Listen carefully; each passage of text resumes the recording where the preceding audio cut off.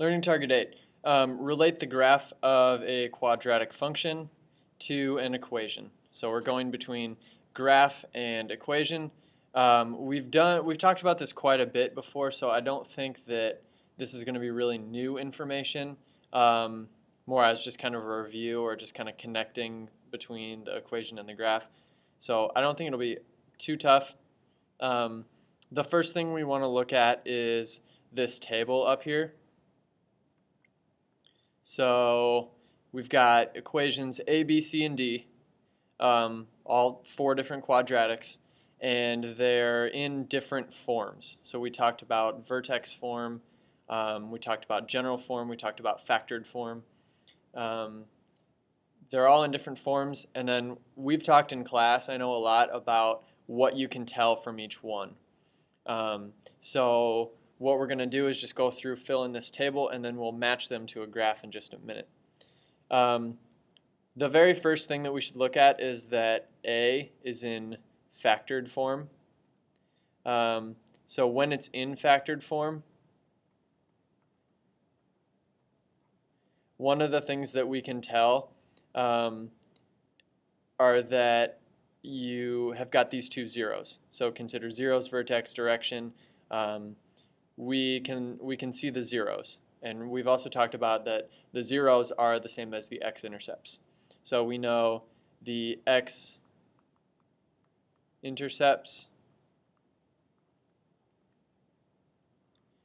at x equals, see, this would be -4,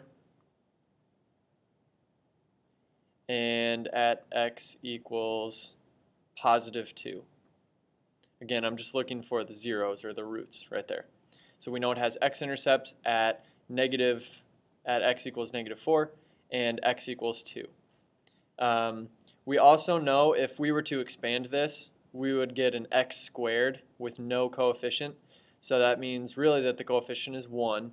So that means our direction is that it opens up. Okay.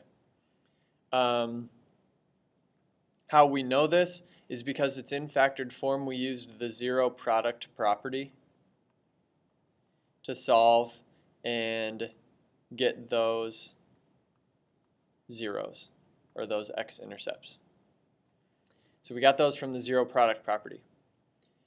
This next part, the first thing that you should notice about this is that it is in vertex form.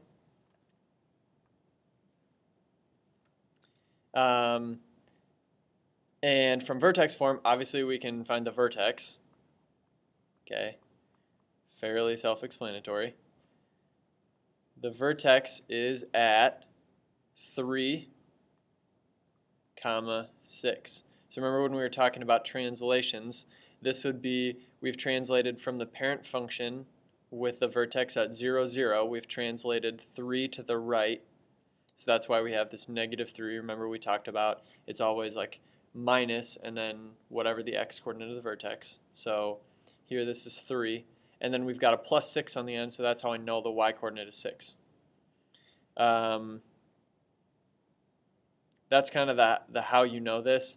If you want to think of it more generally, remember we've looked at this just real briefly, the x minus h plus k, where h comma k is the vertex. So we really just looked at x minus h, which is 3, plus k, which is 6, so 3, 6. And we know this also opens up because it has a positive x squared term. The third one is in factored form. By the way, I don't know what all these little black lines are for, but they're super annoying, so I apologize for that. I don't know how to get rid of them though.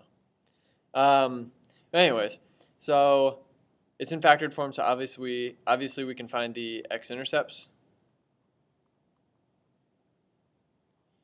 They're at x equals -4 and x equals +2.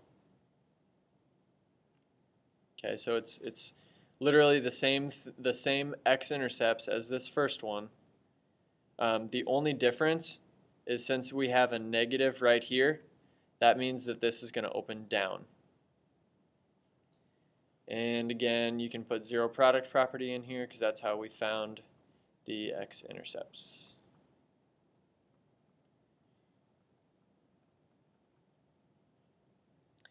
The last one, this is in general form.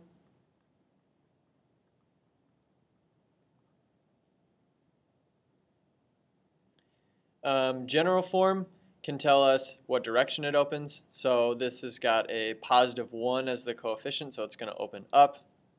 And if we plug in a 0 for x, we can find the y-intercept, and we'll find it at negative 30. So we know the y-intercept is 0, negative 30. And again, we just look at what the constant of this general form equation is. So it's negative 30. So our y-intercept is at 0, negative 30. All right. We are going to now match these. So we're going to match each one of these A, B, C, and D to one of the pictures down here. So we'll match A first. And what you can look at while you're matching is we know the x-intercepts are negative 4 and positive 2. And it opens up. So I'm going to look for possibly x-intercepts at negative 4 and positive 2. Well, it's going to be one of these two, and it opens up. That's what distinguishes these two. Since this one opens up, this is going to be A. B was in vertex form, so we know the vertex is 3, 6. So we're looking for a vertex somewhere at 3, 6. This is obviously that's not it. This vertex is in the negative y, so it's got to be this one. And for C is the only one that opens down. So that one's easy to match because this is the only graph that opens down. And so then D, by process of elimination, has to be this one.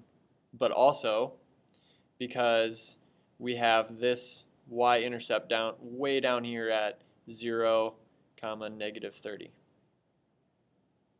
So for the last part of this example, write the coordinates of each point, L, M, N, O, which these are labeled totally wrong down here.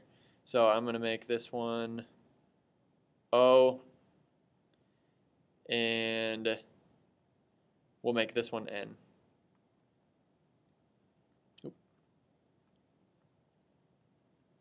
That one N. So O is here at negative 30, 0, negative 30. That was our y-intercept.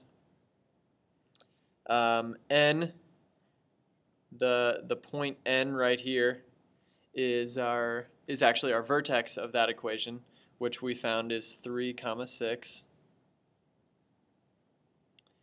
L is right here. It's one of the x-intercepts. It's on the positive side of the y-axis, so where the x's are positive. So this is going to be x equals 2. And since it's an x-intercept, this y-coordinate is obviously 0. So 2, 0. And then M right here, it's going to be one of these two x-intercepts. It's going to be the negative one. So this is negative 4, 0 for point M right here. Okay?